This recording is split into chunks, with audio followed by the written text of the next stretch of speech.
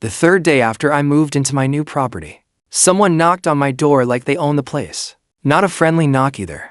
Loud, sharp, impatient. The kind that instantly tells you this isn't going to be a normal conversation. I hadn't even finished unpacking yet. Boxes were still stacked in the living room, and I was still figuring out where everything goes. But when I opened that door, that's when everything changed.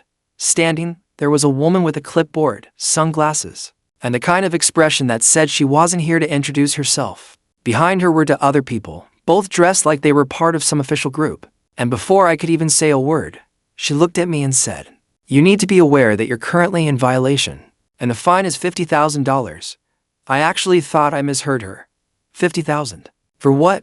If you think that's insane, just wait, because what she claimed next made even less sense. And by the end of this, let's just say they really wish they had never knocked on my door. Before I get into it, if you enjoy stories like this, make sure you like the video and subscribe to Karen's Stories Daily. It really helps the channel grow, and you don't want to miss what's coming next. So let me take you back a bit. I had just bought this property after months of searching. It wasn't part of any HOA, at least not officially. That was actually one of the main reasons I chose it. I wanted space, privacy, and no one telling me what I could or couldn't do with land I paid for. The deal went through clean. Title checked, paperwork done, everything verified.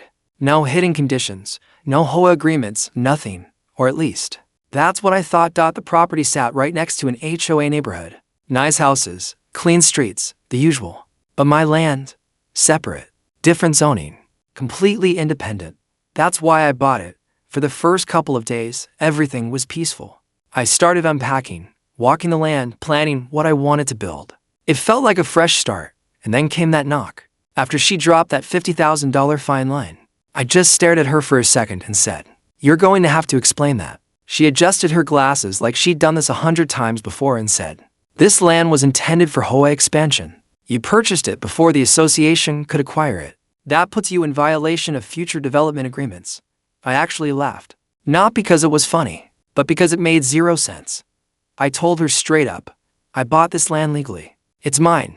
She didn't argue that part. Instead, she said something even worse. "You may own it, but you're interfering with planned community growth. That comes with penalties." Penalties? For buying my own property? That's when I realized this wasn't about rules.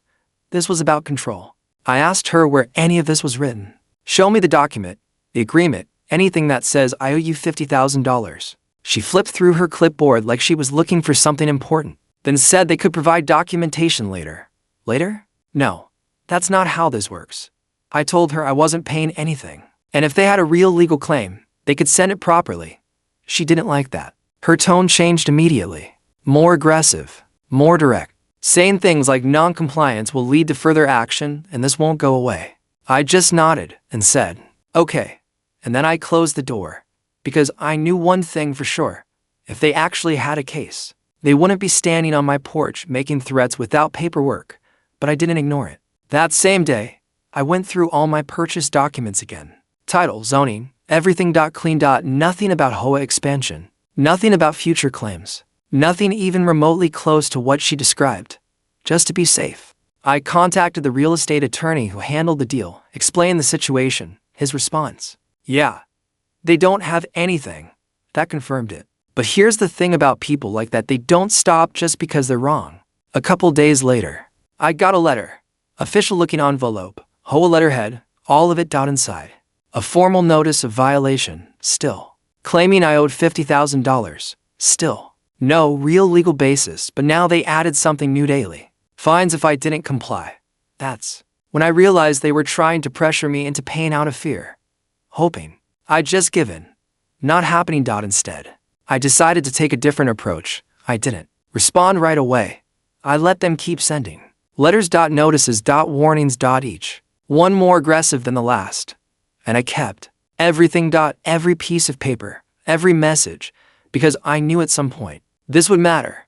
Meanwhile, I started learning more about them. Turns out, that land I bought, they had been trying to get it for years. Wanted to expand their neighborhood, build more houses, increase property value. But they never actually secured it. And then I showed up, bought it, legally.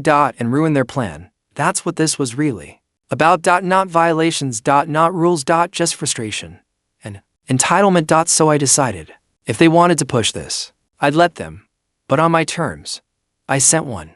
Response. Short, simple, provide legal documentation supporting your claim. That's it. No arguments. No explanations. Just proof. They didn't send any. Instead, they escalated. More letters. Higher threats. Even mentioned possible liens. Which again, made no sense without a legal basis. That's when I made my move. I took everything, every letter, every notice, and handed it to my attorney. And he smiled. Because this wasn't just a weak case. It was nothing. We sent them a formal legal response. Clear, direct, and backed by actual law, stating that their claims were invalid.